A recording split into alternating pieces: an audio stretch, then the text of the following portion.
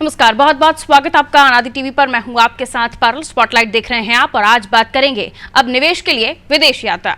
UP के मुख्यमंत्री Yogi Adityanath UP को $1 ट्रिलियन की अर्थव्यवस्था बनाना चाहते हैं, लेकिन $1 ट्रिलियन की अर्थव्यवस्था इतनी आसान नहीं है। इसके लिए प्रदेश में उद्योगों का जाल बिछाना जरूरी है, रोजगार पैदा करना जरूरी है और इसलिए योगी सरकार के मंत्री और अफसर दुनिया भर में घूम रहे हैं। कई देशों में रोड शो और दौरे हो चुके हैं। अब नए सिरे से विदेशी यात्राओं का दौर शुरू हुआ है। इन यात्राओं का मकसद विदेशी निवेश को उत्तर प्रदेश में आकर्षित करना है। योगी आदित्यनाथ 10 लाख करोड़ रुपए के निवेश की उम्मीद लगाए बैठे हैं।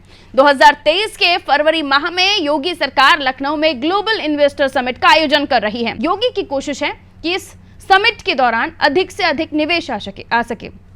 उत्तर प्रदेश से हजारों योग्य नौजवानों का पलायन देश विदेश में होता है, आप जानते हैं। यदि यूपी के नौजवानों को यूपी में ही मनमाफिक काम करने का मौका मिलेगा तो अर्थव्यवस्था भी सुधरेगी। क्या ग्लोबल इन्वेस्टर समिट को कामयाबी मिलेगी और कितना निवेश संभव है यूपी में? आज की बहस इसी मुद्दे पर। उससे पहले किस तरह के रिएक्शंस आए हैं, सुनिए। 2017 को जब योगी आदित्यनाथ उत्तर प्रदेश के मुख्यमंत्री बने तो उन्हें पता था कि उत्तर प्रदेश में किस तरीके के परिवर्तन की जरूरत है।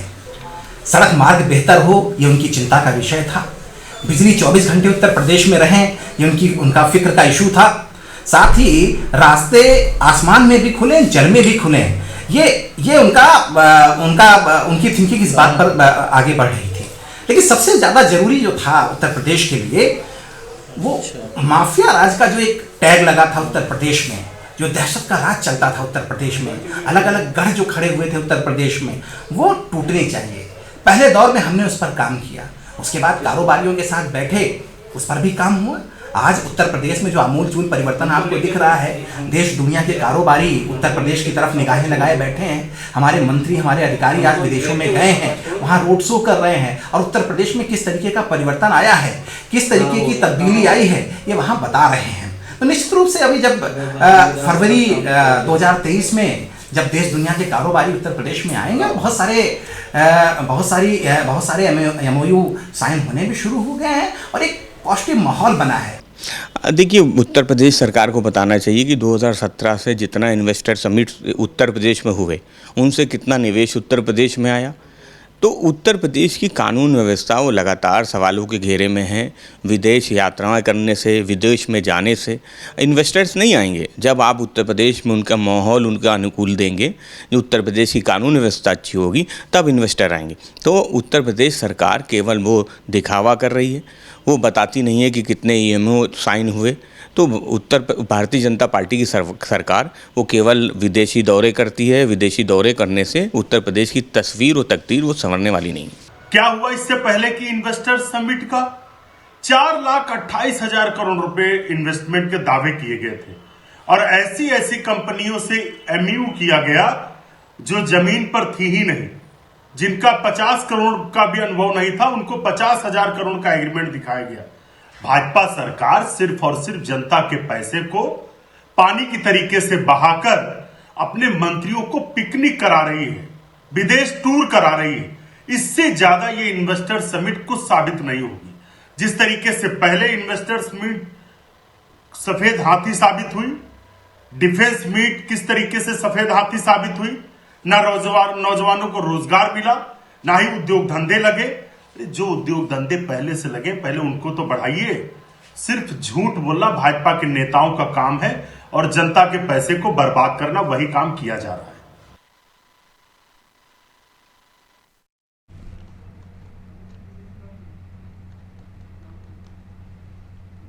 ग्लोबल इन्वेस्टर समिट सोचा ये गया है कि निवेश आएगा और निवेश आएगा तो प्रदेश में रोजगार भी बढ़ेगा, इंफ्रास्ट्रक्चर बिल्टअप होगा, बहुत सारी चीज़ें हैं जिनके रास्ते खुल जाएंगे। लेकिन विपक्ष का इस पर अलग ही तर्क है। आपने सुना किस तरह से कांग्रेस की तरफ से ये कहा गया है कि ये पिकनिक के तौर पर से देखा जाए कि विदेश में जा रहे हैं, पिकनिक के लिए जा रहे हैं। लेकिन ये भी आपको गौर करना होगा कि 52 उद्योग समूहों ने न केवल निवेश की इच्छा जाहिर की है, बल्कि वो इवेंट जो ग्लोबल इन्वेस्टर समिट का एक इवेंट होगा उसमें भी शामिल होने वाले हैं। तो पिकनिक से ये निवेश कैसे आएगा ये समझ में नहीं आया। बहरहाल मिलियन मेहमानों से जो हमारे साथ चर्चा में शामिल हो रहे हैं, भारतीय जनता पार्टी से हमारे साथ दीपक बघेल जी जुड़ रहे हैं। बहुत स्वागत करती हूँ दीपक बघेल जी, आपका प्रवक्ता है भारतीय जनता पार्टी के। Deepak ji, global investor summit, आपके तमाम टीम योगी गई हुई है, अलग अलग देशों में गए हुए थे, जहां से उन्होंने कोशिश की कि लोग आकर्षित हों, जो निवेशक हैं वो आकर्षित हों उत्तर प्रदेश में निवेश करने के लिए। उनकी कोशिश रंग भी लाई। 52 उद्योग समूह उत्तर प्रदेश में आने के लिए भी, इवेंट में शामिल होने के लिए भी तैयार है और इच्छा भी जाहिर कर रहे हैं निवेश की। लेकिन पुराने जो एक्सपीरियंस रहे हैं उससे विपक्षी पार्टियां और भी आरोप लगा रही है और उनका ये कहना है कि कितने एमओयू अब तक आपके साइन हुए वो आपने नहीं बताया। पिछले बार 4,28,000 करोड़ का दावा आप लोगों की तरफ से किया गया था, लेकिन उन कंपनियों के साथ एमओयू किए गए जो धरातल पर थे ही नहीं। और तो और इसके अलावा वो ये भी बोल रहे हैं कि अगर निवेशक आएंगे तो क्या उन्हें वो माहौल आप दे रहे हैं, क्या कानून व्यवस्था दुरुस्त है, क्या उन्हें ईज ऑफ डूइंग बिजनेस मिलेगा? जवाब आपका बताएं। पारुल जी, देखिए, समाजवादी पार्टी का काम तो आरोप लगाना है, क्योंकि इनके समय पे भी एक इन्वेस्टर समिट हुई थी और वो इन्वेस्टर समिट इन्होंने उत्तर प्रदेश में ना करके दिल्ली के अंदर करनी पड़ी थी, क्योंकि इन्हें पता था कि हमारी कानून व्यवस्था किस प्रकार की है। देखिए, पहले उत्तर प्रदेश को समझना होगा। उत्तर प्रदेश के अंदर जब इतना बड़े बात हम कर रहे हैं कि 1 ट्रिलियन की इकोनॉमी बनाना चाहते हैं, तो उत्तर प्रदेश की जनसंख्या देखिए, उत्तर प्रदेश की जनसंख्या 24 करोड़ है। अगर विश्व की आबादी में देखा जाए तो हमारा 5वां स्थान है और उसके बाद में भी हमारी भारत की जीडीपी में लगभग 8% की हिस्सेदारी है। इतना बड़ा प्रदेश, इतने बड़े उपभोक्ता होने के बाद में उस प्रदेश के अंदर इंडस्ट्रियलाइजेशन ना हो तो उसमें क्या स्थिति बनेगी? आज देखिए, रोड नेटवर्क, रेल नेटवर्क में भी उत्तर प्रदेश बड़े कीर्तिमान स्थापित कर रहा है एक्सप्रेसवे के माध्यम से। तो हम लगातार इन्वेस्टमेंट को पूर्व में भी लेकर आए हैं और अभी भी लेकर आ रहे हैं। अभी समाजवादी पार्टी के लोग ये नहीं बताएंगे कि डाटा सेंटर बनाने के लिए हीरा नंदानी ग्रुप ने नोएडा के अंदर डाटा सेंटर बनाया। उसके अलावा से शाहजहांपुर में 5,000 करोड़ का एक सीमेंट प्लांट पे काम चल रहा है। ये लगातार जो काम है, जो धरातल पे लगातार चल रहे हैं, जो हमने पिछली बार जो इन्वेस्टमेंट लेकर आए थे उसके माध्यम से। और हमारा अगला लक्ष्य है कि हम 10 लाख करोड़ का एक इन्वेस्टमेंट और लेकर आए, जिससे उत्तर प्रदेश के अंदर जो बेरोजगार युवा हैं उनको ज्यादा से ज्यादा रोजगार की स्थिति पैदा हो। उत्तर प्रदेश की अर्थव्यवस्था को 1 ट्रिलियन तक लेकर जाने का लक्ष्य जो हमने रखा है वो इसी माध्यम से रखा है, जिसमें हमने कई सारे ऐसे नहीं, 1400 ऐसे हमने कई सारे नियम है जो बिल्कुल हटा दिए, जिससे डायरेक्ट किसी भी कंपनी को अगर हमारे साथ में अगर यहाँ पर फैक्ट्री लगाने के लिए या इन्वेस्टमेंट करने के लिए आवश्यकता हो तो वो डायरेक्ट आकर यहाँ उत्तर प्रदेश के अंदर फैक्ट्री लगा सकती है। उसे एनओसीज वगैरह नहीं लेनी पड़ेगी और डायरेक्ट हम उन्हें एक स्वच्छ माहौल देंगे जिससे इंडस्ट्रियलाइजेशन उत्तर प्रदेश के अंदर बढ़े। जी, लेकिन सर आरोप तो लग रहे हैं, क्योंकि आप लोगों ने जिस 10 लाख करोड़ के निवेश का दावा किया है वो आएगा नहीं आएगा, इसको लेकर अपनी अपनी तरह से लोगों की प्रतिक्रियाएं हैं। अब जब चूँकि आपके मिनिस्टर्स, आपकी टीम वहाँ पर मौजूद है अलग अलग देशों में, वहाँ से उन्होंने जो निवेशक हैं उनसे चर्चा की होगी, उत्तर प्रदेश के बारे में बताया होगा, जाहिर सी बात है वहाँ से जो रिस्पांस मिला उसमें 52 उद्योग समूहों ने इंटरेस्ट भी दिखाया है। अब इसके बाद वो इंटरेस्ट दिखाया गया है तो वो क्या निवेश में बदलेगा, उत्तर प्रदेश में निवेश आएगा, इसकी कितनी गारंटी आप लोगों को वहाँ से मिली है? इस बारे में कोई क्लियरिटी आपके पास? बिल्कुल, मैं बता देना चाहता हूं आपको कि देखिए, 1,68,000 करोड़ के एमओयूज तो हम ऑलरेडी साइन कर चुके हैं। कनाडा जैसे देश हमारे जो इन्वेस्टर समिट है उसका प्रमोट करने के लिए हमारे साथ में हाथ बढ़ाया है। उसके अलावा ऐसे कई सारे प्रोजेक्ट हैं जिन पर हमारा लगातार काम चल रहा है। अगर मैं आपको बताऊं तो यूके इंडिया जो रोड मैप है उसमें 29.6 बिलियन ब्रिटिश पाउंड की अगले 2030 तक की भागीदारी हुई है, साझेदारी हुई है, जिससे वहां तक हम इन्वेस्टमेंट को लेकर जाएंगे। बामन ग्लोबल इंडस्ट्री ग्रुप ने हमारे साथ ऑलरेडी साइन कर ही लिया है। उसके अलावा से अडानी ग्रुप का 37,000 करोड़ रुपया, उसके अलावा से ऐसे कई सारे उद्योग हैं जो लगातार भारतीय जनता पार्टी के और उत्तर प्रदेश की सरकार के बीच में साइन हो रहे हैं और वो लगातार उत्तर प्रदेश के अंदर इन्वेस्टमेंट करने के लिए लगातार तैयार हैं। ठीक है सर, लेकिन अब देखना ये होगा कि आने वाले समय में जो आपकी बातें हैं धरातल पर सत्य कितनी साबित होती हैं, क्योंकि जब निवेश आएगा, चीज़ें बढ़ेंगी, रोजगार के द्वार खुलेंगे तो पलायन सबसे पहले रुकेगा, जो उत्तर प्रदेश का एक बड़ा प्रॉब्लम है। आगे बढ़ रही हूँ, और भी मेहमान हमारे साथ जुड़ गए हैं। सपा से मिशम जैदी जी हमारे साथ जुड़ गए, बहुत बहुत स्वागत करते हैं मिशम जैदी जी आपका। अमरिंदर प्रताप जी हमारे साथ जुड़े हुए हैं, हमारे एसोसिएट एडिटर, और कांग्रेस से हमारे साथ मेहमान जुड़े हुए हैं। शरद शुक्ला जी आपका भी बहुत बहुत स्वागत करते हैं। मिशम जैदी जी, सबसे पहले आप ही के पास आ रही हूँ, क्यों लगता है आपको कि ये निवेशक आएंगे और वो कुछ नहीं करेंगे? इससे पहले भी निवेशक आए और आपके समय पर आपको दिल्ली में जाकर ये समिट करना पड़ा, क्या कहेंगे इस पर आप? पारुल जी, आपका सवाल मुझसे है? जी मिशम जैदी जी सुन पा रहे हैं आप मुझे? जी जी जी जी मैं सुन रहा हूँ। देखिए, मैं नहीं कुछ कहना चाह रहा हूँ, मैं देख रहा हूँ, जो दिखाई दे रहा है उसको बताया जा रहा है। मेरे कहने से कुछ नहीं होने वाला प्रदेश की, क्योंकि मेरे कहने से न तो बनती है, न बिगड़ती है, न तो हम सरकार में हैं। जो दिख रहा है उस पर मैं बताना चाह रहा हूँ। जिस तरह से निवेश आप देख लीजिए कि लगातार दिए जा रहे हैं, मगर वो धरातल पर कहीं दिखाई नहीं दे रहे हैं, उनका कोई असर। मिशमजदी जी का फोन डिस्कनेक्ट हुआ है, दोबारा हम कनेक्ट करने की कोशिश करते हैं। मिशमजदी जी, लौटूंगी आपके पास। कांग्रेस के पास चले जाते हैं। शरद शुक्ला जी, आपकी तरफ से आपके जो सहयोगी हैं उनकी जो बाइट हमारे पास आई है सर, उसमें ये आरोप लगाया जा रहा है कि पिकनिक मनाने गए हुए हैं जो टीम योगी है बाकी देशों में, और किसी तरह का कोई निवेश जैसा कोई मकसद ही नहीं है। क्यों सर, ऐसा क्यों लगता है आपकी पार्टी को? शरद जी, हेलो शरद जी, आवाज मिल रही है आपको मेरी? हाँ जी, आवाज आ रही है। बताएं सर, क्यों ऐसा लगता है कि पिकनिक मनाने गए, और पिकनिक मनाने गए तो 52 देशों के समूह क्यों इंटरेस्टेड हैं यूपी में निवेश करने के लिए, इवेंट में शामिल होने के लिए? जी जी, देखिए, भारतीय जनता पार्टी की सरकार पूरी तरीके से एक इवेंट के रूप में ही काम कर रही है। हर वर्ष बड़े बड़े इवेंट कराना और उस इवेंट की हवा निकल जाना, ये उत्तर प्रदेश की सरकार का इतिहास रहा है। अगर आपको याद हो, इसके पहले समिट हुई, इससे पहले हुई थी लखनऊ के अंदर, तो लगभग 4,28,000 करोड़ रुपए का इन्होंने बताया कि इतने 1,045 MOU साइन हुए थे, जिसमें लगभग 4,28,000 करोड़ का इसमें निवेश होना था।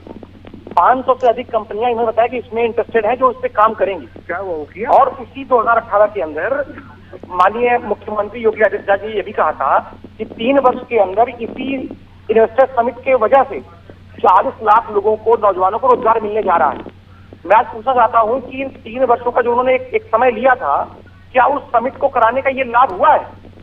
क्या वो जो तमाम सारे MOU साइन हुए थे, क्या उसमें से कितनी सारी कंपनियां ऐसी हैं जिन्होंने वास्तव में धरातल पर यूपी के अंदर काम किया है?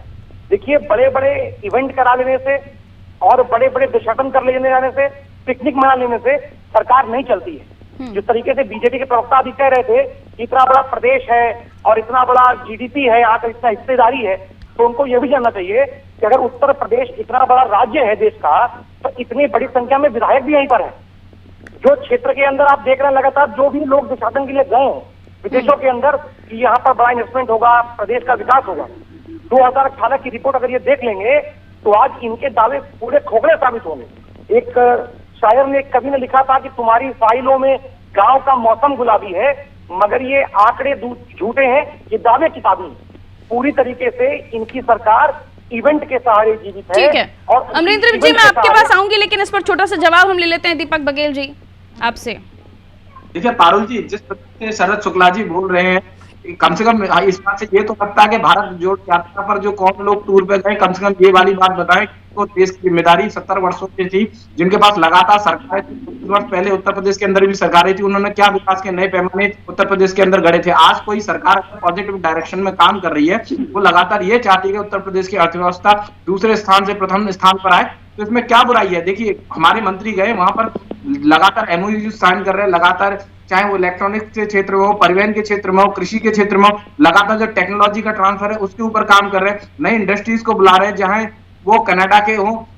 अभी मैंने कनाडाई एक व्यवसायी के बारे में MOU साइन हुआ, उसके बारे में जानकारी प्राप्त करी, तो वो कानपुर के अंदर एक हॉस्पिटल बना चाहते हैं, मल्टी स्पेशलिटी, साथ में वहां पर मेडिकल इंस्ट्रूमेंट की एक फैक्ट्री भी लगाना चाहते हैं। तो ये सारी चीजें किसके लिए है? रोजगार किसको मिलने वाला है? पहले भी हमारी भारतीय जनता पार्टी की सरकार थी जिसने 5 लाख सरकारी रोजगार दिए, लगभग 7 लाख लोग। लेकिन 4,28,000 करोड़ के जो MOU साइन हुए उसमें से कितना काम उत्तर प्रदेश में हुआ, इसके बारे में अगले सवाल में डिटेल में आपसे लूंगी। अमरिंदर जी हमारे साथ जुड़े हुए हैं। अमरिंदर जी, ग्लोबल इन्वेस्टर समिट, सपना दिखाया गया है 10 लाख करोड़ रुपए के निवेश का, $1 ट्रिलियन इकोनॉमी बनाने की बात कही जा रही है। क्या अलग अलग देशों में जो मिनिस्टर्स जा रहे हैं या टीम योगी जा रही है, उनके जाने के बाद यहाँ इंटरेस्ट 52 उद्योग समूह दिखा रहे हैं उत्तर प्रदेश में, इससे निवेश आएगा? और जो विपक्ष के आरोप हैं कि अब तक क्या हुआ, क्या कहिएगा? जी पारुल जी, देखिए, मैं सुन रहा था बहुत ध्यान से, मिशन देवी जी को भी मैं सुन रहा था, शरद जी को भी, और मैंने दीपक जी को भी सुना। पारुल जी देखिए, ये जो कवायद है, ये जो हो रहा है, इस कवायद की तो जरूरत है। मैं ऐसा नहीं कहूंगा कि ये कवायद जो है वो जाया जानी चाहिए, ये कवायद बेकार है ऐसा मैं नहीं बोल सकता। इस कवायद की जरूरत तो है। उत्तर प्रदेश देश का सबसे बड़ा सूबा है, सबसे बड़ा प्रदेश है, यहाँ 23 करोड़ की जनसंख्या में लोग रहते हैं, तो निश्चित रूप से यहाँ ढेर सारा रोजगार भी चाहिए, यहाँ इंडस्ट्री भी चाहिए और यहाँ निवेश भी चाहिए। स्टेट मुख्यमंत्री होने के नाते जो प्लान एग्जीक्यूशन के लिए योगी जी ने अपनी टीम को दिया है, उस कवायद की जरूरत तो निश्चित रूप से है। लोगों का विदेश जाना, विदेश में जाके निवेशकों को आमंत्रित करना, विदेश में जाके निवेशकों के साथ बातचीत करना, उनको यूपी के आज के उत्तर प्रदेश के बारे में बताने की कोशिश और आज के उत्तर प्रदेश का उनको क्या परिदृश्य है ये दिखाना, ये सब तो अच्छा मानता हूँ। इसके आगे की बात करता हूँ, जिससे अब शरद जी ने ये कहा कि ये सरकार इवेंट के सहारे से की है, तो मैं उनकी बात को डिनाई नहीं करता, लेकिन मैं इस बात पे उनको जरूर लाना चाहूंगा, यदि इवेंट से जनता का भला हो, यदि इवेंट से प्रदेश का विकास हो, यदि इवेंट से अच्छाई हो, तो इवेंट करना चाहिए सरकार को। लेकिन अगर इवेंट पर पैसा जाया हो, इवेंट पर पैसा बर्बाद हो, इवेंट जो है वो केवल भ्रष्टाचार के लिए किए जाए, तो इसको गलती कहा जाएगा। अब अगर इस परिप्रेक्ष्य की बात है पारुल जी, ये तो चल रहा है इस समय, तो देखिए योगी जी के बारे में 5 साल वो सरकार में रहे हैं, मुख्यमंत्री के बनने के बाद अगले टर्म में उनको दोबारा मुख्यमंत्री बनने का मौका मिला, तो वो जिस तरह से आजादी टीवी चैनल का ही उदाहरण लेते हैं पारुल जी, हम लोग हमेशा कुछ नया नया क्रिएटिव सोचते हैं। हम सोचते हैं कि हम एक नया प्रोग्राम बनाते हैं, उसमें इस प्रकार का शूट चलाएंगे, हम एक चौपाल प्रोग्राम बनाते हैं, उसमें ये तरीके करेंगे। अभी लोकल बॉडी इलेक्शन हो रहा है, तो हम लोगों ने उसके लिए लेकर के नकद सरकार का एक प्लान बनाया है, हमने एक कॉन्क्लेव डिजाइन किया है, जिसके माध्यम से हम अच्छे से अच्छा क्या कर सके ये प्लान हम पहले ही करते हैं। तो ऐसा ही कुछ योगी जी की कार्यशैली मुझे दिख रही है। मुझे लगता है कि वो पहले प्लान करते हैं, इस प्रकार से अगर कुछ प्रयास किया जाए तो उसका अच्छा होता है। एक बात मैं और कहना चाहूंगा पारुल जी, मेरे हाथ में जो घड़ी में पहनता हूँ पारुल जी, उसमें हमेशा 15 मिनट ज्यादा टाइम लगा के रखता हूँ और मैं उस घड़ी के हिसाब से चलता हूँ। तो जब मैं 15 मिनट ज्यादा टाइम घड़ी में लगा करता हूँ, बजा हो अगर इस समय मान लीजिए बजा हुआ है 7:40, तो मेरी घड़ी में लगा होगा 15 मिनट ज्यादा, यानी 7:55 लगा होगा, तो मैं 7:55 के हिसाब से चल दूंगा कि मुझे कहीं पहुंचना है 8:30 बजे, तो फिर मैं सही समय से तो पहुंच ही जाता हूँ। तो अगर लक्ष्य जो है 10 लाख करोड़ का है और पूरे प्रयास के बाद 6 लाख करोड़, 7 लाख करोड़, 5 लाख करोड़ भी आता है, तो हम इसको खराब नहीं कहेंगे। इस कवायद की जरूरत है और ये कवायद अगर सरकार कर रही है जनहित में, इस कवायद के अच्छे परिणाम आते हैं, जिसे हम अच्छा ही कहेंगे। हाँ, एक चीज जरूर मैं कहूंगा, कुछ इनोवेशन देखने को मिल रहा है, कुछ नया देखने को मिल रहा है पारुल जी। जैसे मेरी उम्र हो गई है पत्रकारिता, 30 साल की पत्रकारिता पारुल जी मेरी है। मैंने कई सरकारें देखी, कई सरकारों के कामकाज को देखा, और उसी सिलसिले में मैं कह सकता हूँ विधानसभा अध्यक्ष का एक पद ऐसा होता था कि एक परंपरा थी कि विधानसभा अध्यक्ष बन जाने के बाद विधानसभा की कार्यवाही से इतर विधानसभा अध्यक्ष कुछ नहीं करते थे। हालांकि कहीं इस प्रकार का कोई रूलिंग नहीं था, कोई नियमावली नहीं थी कि जो व्यक्ति विधानसभा अध्यक्ष के पद को सुशोभित कर रहा है वो कोई अन्य प्रयास जनता के हित में, लोक हित में, जनहित में नहीं कर सकता। लेकिन एक परंपरा बन चुकी थी कि विधानसभा अध्यक्ष पद पे बैठा व्यक्ति जो है वो सिवाय विधायी कार्यों के अलावा अन्य कार्यों में न तो रुचि लेता था और न जो है वो खुद जो है इनोवेटिव कुछ सोचने के बजाय उतने में ही वो रह जाता था। लेकिन सतीश महाना पिछली सरकार के उद्योग मंत्री थे और इस बार विधानसभा अध्यक्ष है। मैं अच्छा मानूंगा इसको कि वो अपने विधानसभा अध्यक्ष के पद के बिल्कुल, लेकिन एक छोटे से कमेंट में मैं चाहूंगी, अनुभवी पत्रकार हैं आप, काफी लंबे समय से उत्तर प्रदेश को देख रहे हैं, ये जो अभी कमेंट किए जा रहे हैं कि इससे पहले 4,28,000 करोड़ के MOU हुए लेकिन धरातल पर कुछ नहीं हुआ, सिर्फ इसे पिकनिक करार दिया जा रहा है, पहले भी पिकनिक हो चुकी है। अगर शरद जी के मैं बातों को कंक्लूड करूं तो क्या कुछ भी नहीं हुआ उत्तर प्रदेश में? 4,28,000 करोड़ का निवेश कहीं नहीं हुआ? बिल्कुल पारुल जी, देखिए विपक्ष अपना काम कर रहा है, हम उनको गलत नहीं कहेंगे। वो सत्ता पक्ष की तारीफ तो कर नहीं सकते और करनी भी नहीं चाहिए क्योंकि वो प्रतिपक्ष है। सत्ता पक्ष की कमियां निकाल करके ही बताना उनका काम है और निकालनी भी चाहिए क्योंकि कमियां निकालेंगे तभी सुधार भी होगा। तो विपक्ष की एक बड़ी भूमिका होती है, वो निभा रहे, लेकिन ऐसा नहीं है कि कुछ भी नहीं हुआ है। निश्चित रूप से नोएडा से लेकर के और वाराणसी तक और मेरठ से अलीगढ़ तक कई सारे काम हुए भी है, कई सारे कामों के परिणाम अब धरातल पे है, कई सारे उत्पादन हो रहे हैं, कई सारी चीजें हो रही हैं। कवायद जाया गई हो ऐसा नहीं है पारुल जी, और कवायद जाया जाएगी ऐसा भी नहीं कहा जा सकता।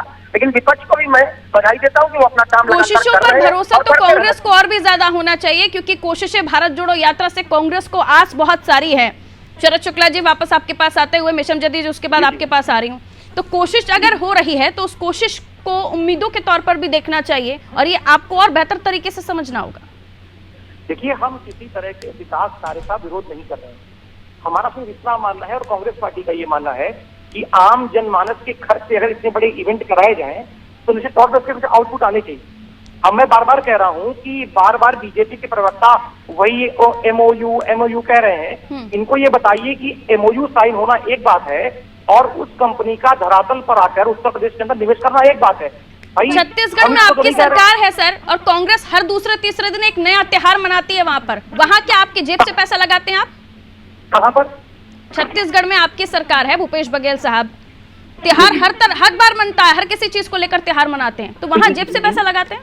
देखिए, वो भी जनता को जो विकास दिया है, जनता को जो खुशियां दी हैं, उसी को लेकर मनाते हैं ना। तो जवाब सुनिए, जवाब सुनिए। छत्तीसगढ़ जो है वो एक तरीके से जिस तरह का राज्य है, वहां लगातार वहां के क्षेत्रीय त्योहार होते रहते हैं। वो छोटा सा राज्य है जहां पर विभिन्न तरह के समुदायों के लोग हैं, वहां पर बहुत सारे आदिवासी लोग हैं, जहां पर उनका अपना त्योहार है। जो भी मैं फिर बार कह रहा हूँ, उससे निवेश नहीं आता सर, वो उस इवेंट से निवेश नहीं आता। लेकिन भाई आप ठीक है, मिशन जदी जी समझ गई सर, समझ गई। उससे मैंने क्लियर कहा ना, उससे निवेश नहीं आता, उससे निवेश नहीं आता। लेकिन ग्लोबल इन्वेस्टर समिट अगर बिग इवेंट के तौर पर भी हो रहा है, उसे इवेंट ही कह लीजिए, तो उससे निवेश अगर आने की संभावना दिखती है तो उस पैसे को खर्चा करने में दिक्कत क्यों? योगी जी का ये निवेश के लिए किया जा रहा है, अगर फिर भी निवेश नहीं आ रहा है तो इसका विरोध मैं करूंगा। लेकिन अगर जो कार्यक्रम सिर्फ त्योहार के लिए हो रहा है, अब आप कहिए कि दीपोत्सव पे क्यों? ठीक है, मिशन जदी जी आवाज दीजिए, रिप्लाई कीजिए सर। आवाज मिल रही है आपको मेरी? मिशन जदी जी आवाज मिल रही है आपको मेरी? हाँ जी, मैं सुन रहा हूँ। कहिए सर, क्या कहेंगे? इन्वेस्टर समिट होने जा रहा है उत्तर प्रदेश में, एक बार फिर निवेश की बात कही जा रही है। छोटा सा सवाल, मेरा जवाब दे दीजिए सर। जी, बहुत बहुत बधाई मैं देना चाहता हूँ इन्वेस्टर समिट के लोगों को, और हमारे प्रदेश की और देश की सरकारों को बहुत बहुत बधाई है कि हमारी जनता की गाढ़ा कमाई जो है वो अब इस तरह के जो इन्वेस्टर्स हो रहे हैं, अभी तो देश के हुए थे, आपको तो मैं क्या भी नहीं सकती कि किसी स्टेट में आपकी सरकार इसमें जो जनता की गाढ़ी कमाई है वो सब इसमें लगने जा रही है। इसके लिए बहुत बहुत बधाई। और अभी आपने एक बात कही कि कोशिशें कर रही है, बहुत अच्छी बात है। तो कह रहा हूँ कोशिशें कर रहे हैं, पर तो कोशिश दिखना भी तो चाहिए।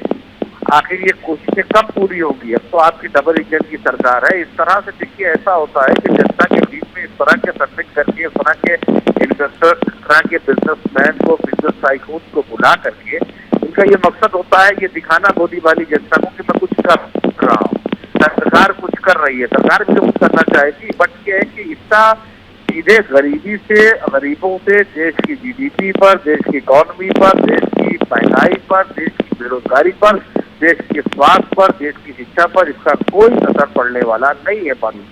ठीक है, अगर एक भी निवेशक नहीं आता है तो आपके इस बात पर बिल्कुल ओके या टिक मार्क यस करके ट्रू करके लिख देंगे। लेकिन ऐसा पॉसिबल लगता है आपको कि 50 देशों से निवेशक अगर इंटरेस्ट दिखा रहे हैं उत्तर प्रदेश में, आपका उत्तर प्रदेश किस किस चीज में आगे है आप लोगों से बेहतर और कोई नहीं जानता सर। उसी को प्रचारित किया है टीम योगी ने दूसरे देशों में जाकर, तो आप लोग को तो सराहना चाहिए कि आपका उत्तर प्रदेश दूसरे देशों में फेमस हो रहा है। दूसरे देशों में आपके उत्तर प्रदेश की संपदा और तमाम जो चीजें उत्तर प्रदेश को प्राप्त है वो बताई जा रही हैं, लेकिन उल्टा हो रहा है। पारुल जी, देखिए, मैं कोई कटाक्ष या मैं कोई उस तरह का मैं रिमार्क्स नहीं पास कर रहा हूँ सरकार के लिए। जिस प्रदेश में देश में आप रहती हैं उसी में हम भी रहते हैं, उसी में सब रहते हैं। अगर प्रदेश में और देश की तरक्की बढ़ेगी, हमारा देश आगे होगा, तो हमें उसका स्वागत करना चाहिए। मगर हमें इनकी नीयत और नीतियों में बड़ा फर्क अंतर नजर आता है। इनकी नीयत ही नहीं ठीक है तो इनकी नीतियाँ कैसे ठीक हो जाएगी? जवाब चाहिए आपसे। ये चाहते ही नहीं है, ये चाहते ही नहीं है पारुल जी। अभी तो कुछ भी कह सकते हैं, परंतु मैं इनसे एक लाइन में इनकी जवाब दे देता हूँ। क्यों ऐसा लगता है कि अब तक जितने भी समिट हुए हैं उसका रिजल्ट उत्तर प्रदेश में नहीं मिला? क्यों विपक्ष को ऐसा लगता है? जल्दी से बता दीजिए। जी, मैं एक लाइन में इनका जवाब दे देता हूँ। देखिए, उत्तर प्रदेश की जो इन्वेस्टर समिट है उसमें जितना पैसा खर्च हो रहा है वो कम से कम सैफई खानदान के द्वारा जो नाच गाना होता था उससे तो कम पैसा खर्च हो रहा है, पहली नंबर चीज। दूसरी बात, ग्राउंड सेरेमनी हुई हमारी तीसरी पे, उसमें 80,000 करोड़ हमारे आए। मेरे पास साहब आप भी कुछ करके दिखा डालिए। 5 साल आपको हो गए, 1 साल फिर आपका पूरा होने वाला है, डबल इंजन की सरकार है, कुछ आप भी करके दिखा दीजिए। आप हमेशा जो है वो अतीत की बातें करते हैं, वर्तमान नहीं करना चाहते आप। मिशन जदी जी, आपका सवाल था, अब जवाब ले लेना दीजिए ना, दर्शकों को सुनने भी तो दीजिए कि आपके सवाल पर जवाब क्या है। देश के लिए करिए कुछ, तो देश के अंदर शांति फैलाइए, चरित्र चेहरा है कि वो अपनी कम करिए, ठीक है अमरिंदर जी, ठीक है, तीनों को ऑडियो डाउन कीजिए। अमरिंदर जी, सवाल जी, यही जी, है पानी। कि अब जब हम राज्य के विकास की बात कर रहे हैं, ऐसा तो पॉसिबल मुझे नहीं लगता कि इतने सारे अगर निवेशक 52 समूह हैं जो उत्तर प्रदेश में इंटरेस्ट दिखा रहे हैं और उनमें से कोई भी नहीं होगा जो समिट के बाद इंटरेस्ट नहीं दिखाएगा, और अगर इंटरेस्ट दिखाएगा तो उसका तमाम लोगों को स्वागत करना चाहिए। आप लोग तो उत्तर प्रदेश के वासी हैं, मिशम जैदी जी, आप शरद जी, और आपको तो बेहतर पता है कि उत्तर प्रदेश कितना कामयाब है, कि क्या क्या कुछ नहीं है उत्तर प्रदेश में, और उसी को तो दूसरे देशों में जाकर प्रचारित कर रहे हैं ताकि वो लोग इंटरेस्टेड हों। उसी से तो रोजगार बढ़ेगा, उसी से तो बेरोजगारी मिटेगी। लेकिन अगर विपक्ष को लगता है कि उनका कर्तव्य निभाने के लिए जो वो चाहे वो कर ले, क्या ये गलत नहीं? बिल्कुल पारुल जी, देखिए जहाँ तक सवाल है, अगर राजनीति का मामला हो तो सत्ता पक्ष का विरोध विपक्ष को करना चाहिए। यदि कोई गलत निर्णय जो है सत्ता पक्ष लेता है तो विपक्ष को निश्चित रूप से उसका विरोध करना चाहिए, विपक्ष को सरकार को लगातार रहना दिखाना चाहिए। लेकिन अगर बात जनहित की हो, बात लोकहित की हो, बात विकास की हो, और सरकार का प्रयास जनता के हित में विकास की तरफ कदम बढ़ाने का हो, तो फिर सबको एकाग्र होकर, क्योंकि जनता के प्रति सभी जिम्मेदार है, सबको उत्तर प्रदेश को आगे बढ़ाने की दिशा में कदम बढ़ाने की जिम्मेदारी मिली है।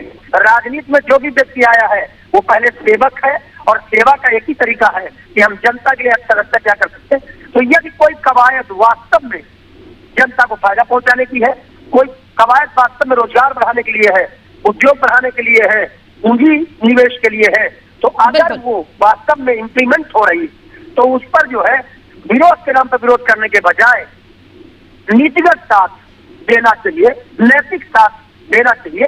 ये मेरा मानना है, क्योंकि देश आगे बढ़ेगा, प्रदेश आगे बढ़ेगा, लोगों का जीवन अच्छा होगा, लोगों के जीवन में तरक्की आएगी। एक वक्त था जब राजनीति वाकई जनता के लिए होती थी, अब राजनीति अपनों के लिए होती है, अपने स्वार्थ के लिए होती है। ये कहीं ना कहीं जिसने भी कहा है वो सत्य ही कहा है कि कम से कम अगर कुछ अच्छा हो रहा है तो उसमें राजनीति ना ढूंढते हुए उसका स्वागत कर लीजिए। जनता ने आपको भी विपक्ष में वोट देकर ही तो बिठाया है, उस वोट की कुछ तो कीमत रख लीजिए। बहुत शुक्रिया आप सभी का हमारे साथ जुड़ने के लिए।